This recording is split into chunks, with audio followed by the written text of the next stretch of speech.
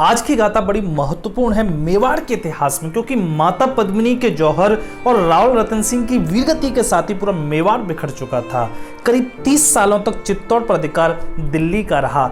मेवाड़ के 1000 साल के इतिहास में यह समय सबसे ज्यादा दुर्भाग्यपूर्ण और अंधकारमय था, लेकिन इसी विकट समय ने एक ऐसे सूरवीर को जन्म दिया जिसने मेवाड़ में फिर से साहस, स्वाभिमान और शक्ति का संचार किया। अगर सीधे सरल शब्दों में कहा जाए तो ये एक वीर नहीं होता तो भारत के इतिहास से मेवाड़ भी उसी तरह खो गया होता जैसे चोल, चालुक्य, राष्ट्रकूट, विजयनगर जैसे अनेक शक्तिशाली साम्राज्य खो गए। लेकिन इस वीर ने मेवाड़ को बचा लिया। कौन था वो वीर? वो थे मेवाड़ के राणा, जिन्हें पहली बार महाराणा कहा गया। महाराणा हमीर सिंह। अद्भुत चरित्र।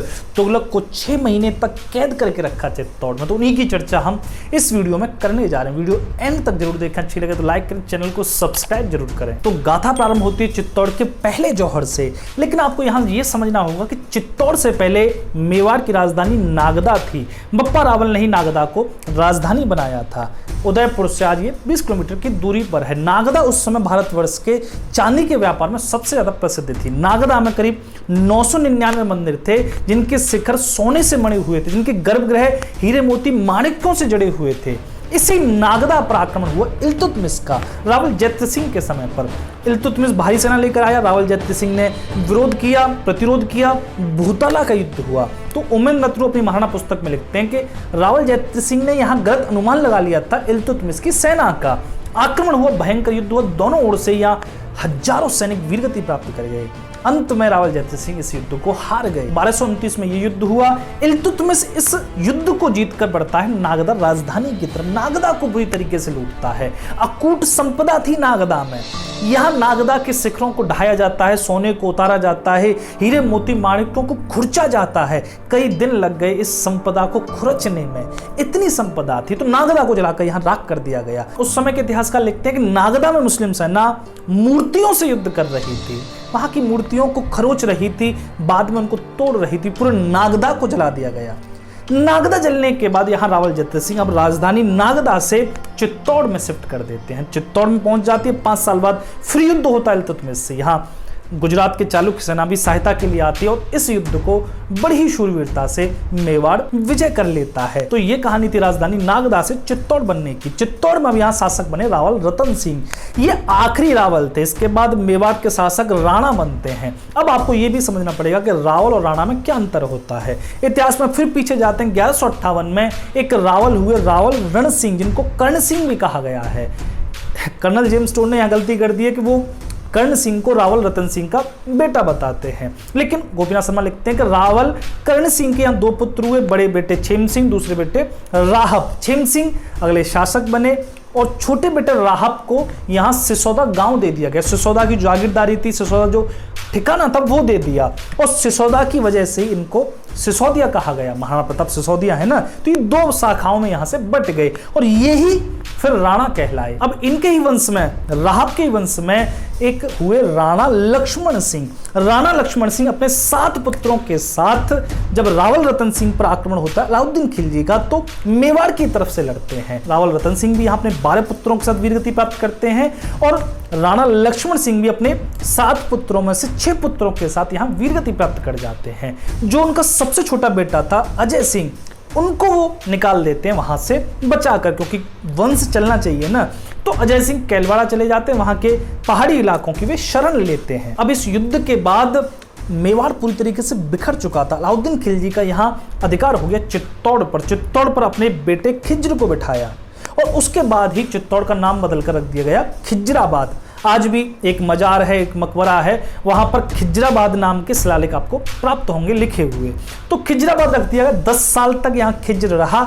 उसके बाद वो दिल्ली चला गया।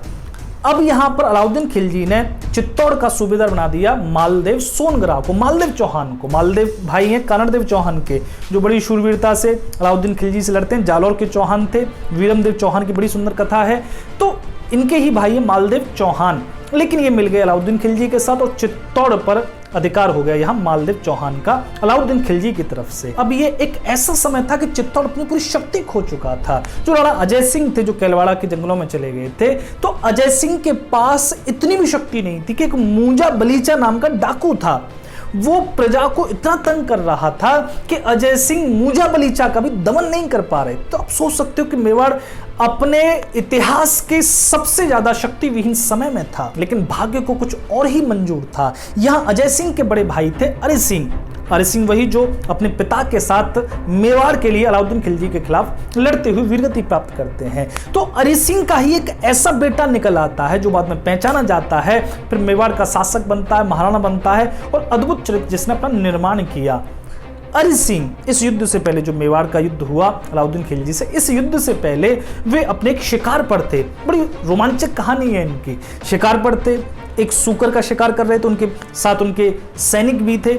सूकर का शिकार करते हुए घोड़े पीछे दौड़ रहे हैं। अब वो सूकर क्या करता है, जंगल से निकलकर खेत में घुस जाता है। अब यहाँ पर अरि सिंह जैसे खेत में प्रवेश करते हैं, सामने एक वीरवती कन्या को खड़ा पाते हैं। वो कन्या आकर घोड़ों के सामने खड़ी हो गई और अरि सिंह से बोली कि आप इस खेत में प्रवेश नहीं कर सकते, आपके घोड़े इस फसल को नष्ट कर देंगे। एक किसान बड़ी मेहनत से अन्न उगाता है। अरि सिंह बोले, अरि सिंह को बड़ा आश्चर्य हुआ पहले तो, क्योंकि राजसी वंश से आते थे, कोई भी किसान उनको रोकने की हिम्मत नहीं कर सकता था। तब यहाँ पर अरि सिंह बोले कि मेरा शिकार इसमें घुसा है और मैं बड़ी दूर से उसके पीछे दौड़ रहा हूं, मैं उस शिकार को लिए बिना नहीं जाऊंगा। तब यहाँ पर वो कन्या आगे बढ़ी और अरि सिंह से उनका भाला लिया। कन्या उस खेत में प्रवेश करती है और एक ही मुहूर्त में अपने भाले पर उस सूकर को टांग लाती है। यहाँ पर यह देखकर अरि सिंह को बड़ा आश्चर्य हुआ कि एक कन्या ऐसा शौर्य प्रकट कर सकती है। तब यहाँ पर अरि सिंह उस कन्या के पिता से बात करके उस कन्या से विवाह करते हैं, ताकि जब ऐसी कन्या पुत्र उत्पन्न करेगी तो वो कितना शूरवीर होगा। यहाँ पर ये गुप्त विवाह होता, क्योंकि राजसी वंश से वो कन्या नहीं थी, उनका नाम उर्मिला मिलता है। तो इन्हीं उर्मिला से एक पुत्र उत्पन्न होता है जिसका नाम था हम्मीर। यही मेवाड़ के महाराणा बनते हैं। अब यहाँ पर क्या हुआ कि अरि सिंह तो मेवाड़ के युद्ध में वीरगति प्राप्त कर गए। माता उर्मिला अपने पुत्र को सभी से छिपाकर अपने गांव में लालन पालन करते हैं। सभी तरह के अस्त्र शस्त्र की दीक्षा यहाँ हम्मीर को दी जाती है। अब जिसकी माता ही इतनी शूरवीर हो तो उसका पुत्र कैसा होगा, इसका हम अंदाजा लगा सकते हैं। यहाँ पर किसी को नहीं पता कि मेवाड़ का कोई उत्तराधिकारी भी जीवित है और वो पल बढ़ रहा है। केवल एक चारण थे जो अरि सिंह के अंग संग रहते थे, उन्हें पता थी कि माता उर्मिला से कोई पुत्र हुआ है और वो भावी राजा बन सकता है मेवाड़ का। लेकिन चारण किसी को नहीं बताते। वो इसलिए नहीं बताते क्योंकि कहीं राज्य के चक्कर में कोई उन दोनों की हत्या ना कर दे। यहाँ पर धीरे धीरे करके हम्मीर 13 वर्ष के होते हैं। तब यहाँ एक घटना घटी। वो क्या घटना घटी कि यहाँ पर जो अजय सिंह थे, जो मेवाड़ के कर्ता धर्ता और रक्षक थे, इस समय यहाँ पर अजय सिंह की शक्ति बहुत सीमित हो चुकी है और उनके जो सभी सामंत थे वो यहाँ मेवाड़ को छोड़कर जा चुके हैं। एक मूजा बलीचा नाम का डाकू हुआ। ये जनजातीय डाकू था, इसने बड़ा ही तंग कर रखा था पूरी प्रजा को। तो यहाँ पर अजय सिंह ने घोषणा करवाई। वो घोषणा ये थी कि जो भी मूजा बलीचा का सर काट कर लाएगा मैं उसे बड़ा इनाम दूंगा। जब ये ढोल मुनादी करके सारे गांव में जाने लगी, तब यहाँ इसी घोषणा को सुना 13 वर्ष के बालक हम्मीर ने। हम्मीर का मन मचल गया, अगर ऐसी बात है तो मैं सर काट कर लाऊंगा। यहाँ पर हम्मीर अपनी माता उर्मिला से आशीर्वाद लेने के लिए आते हैं कि मैं मूजा बलीचा का सर काटने जा रहा हूँ। तब यहाँ पर माता उर्मिला बड़ा ही सुंदर कहती है। माता उर्मिला हम्मीर से बोली, पुत्र, शूरवीरता आजमाने का सौभाग्य हर किसी वीर को कभी न कभी जीवन में एक बार जरूर प्राप्त होता है, इसलिए स्मरण रहे, आज चूक गए ना तो कल मेवाड़ का भाग्य तुम्हें चूक जाएगा। ये बात हम्मीर की समझ में नहीं आई, लेकिन माता उर्मिला जो कह रही थी उसका एक अपना महत्व था। माता उर्मिला ने यहाँ हम्मीर को विदुर नीति सिखाई है और हम्मीर को चाणक्य नीति का अनुभव उनकी पत्नी ने कराया है। ये बड़े ही अद्भुत नीतियां हैं, इसका जीवन में बड़ा प्रभाव है। मैं आगे बात करूंगा इसकी। तो आपको भी चाणक्य नीति, विदुर नीति और एक मैं किताब पढ़ रहा था जिसमें 48 लॉज ऑफ पावर, ये एक अद्भुत पुस्तक है। इसमें 48 नीतियां हैं जिसमें विदुर नीति, चाणक्य नीति और आज से हजारों साल पहले देश विदेशों में जो नियम नीतियां थी वो सब इस किताब में आपको मिल जाएंगी। तो आपको जरूर पढ़नी चाहिए। कुकू एफएम पर आपको ये सब मिल जाएंगी। कुकू एफएम इंडिया का best reading audio book platform है जहां पर आपको हजारों ऑडियो बुक आपकी भाषा में, आपकी रीजनल लैंग्वेज में और विविध टॉपिक्स पर, चाहे सेल्फ हेल्प हो, मोटिवेशन हो, बायोग्राफी हो, हिस्ट्री हो, सभी टॉपिक्स पर आपको सुनने को मिलती है। कुकू एफएम 1 साल के लिए 399 में मिलता है, लेकिन अगर आप मेरा वाउचर कोड यूज करते हैं WRIT50 तो आपको केवल देने होंगे 199 पूरे साल के लिए। तो लिंक डिस्क्रिप्शन में जाकर साइन इन करें और कुकू एफएम पर इन ऑडियो बुक्स को जरूर सुनें। अब यहाँ पर वीर हमीर अपनी माता से आशीर्वाद लेकर निकलते हैं मूजा बलीचा का सर काटने के लिए। अपने सभी संगी साथियों को साथ ले जाते हैं और योजना बनाते हैं। योजना क्या थी कि मूजा बलीचा एक उत्सव में, एक मेले में आने वाला था, तो उस पर आक्रमण दिन में नहीं किया जाएगा, उसमें आक्रमण किया जाएगा रात्रि में। और यहां पर एक और योजना थी कि जो आसपास जंगल है उसमें ढोल नगाड़े वाले तैनात कर दिए जाएंगे और वो ढोल नगाड़े बजाएं ताकि मूजा बलीचा के साथ जो और संगी साथी हैं उनको लगे कि सेना प्रबल है, मतलब उनको ये भ्रम हो कि ये संगी साथी इनके साथ और भी हैं, तो उनका मनोबल गिर जाए। योजना अच्छी थी। अब यहाँ पर वीर हमीर अपनी योजना को क्रियान्वित करते हैं। धीरे धीरे यहाँ संध्या होती है, रात्रि का अंधकार गहन होता है, वहां ढोल नगाड़े जंगल में बजने शुरू हो जाते हैं। इसी में वीर हमीर अपने कुछ संगी साथियों को लेकर बड़ी ही शूरवीरता से मूजा बलीचा पर टूट पड़ते हैं। यहाँ पर जो उसके संगी साथी थे उनको ये लगा कि अजय सिंह की पूरी सेना ने यहाँ आक्रमण कर दिया है मूजा बलीचा पर, तो वो भाग खड़े हुए। मूजा बलीचा भी अपने घोड़े को लेकर यहाँ भाग रहा है, लेकिन यहाँ वीर हमीर ने अपने भाले को साधा और ऐसा जोरदार प्रहार किया कि मूजा बलीचा की छाती में होकर वो भाला निकल गया। यहाँ पर अगले क्षण उसकी गर्दन भी काट ली गई। गर्दन लेकर यहाँ वीर हमीर पहुंचते हैं अजय सिंह के पास। अजय सिंह बड़े प्रसन्न होते हैं, एक 13-14 वर्ष का बालक ऐसी शूरवीरता प्रकट कर सकता है।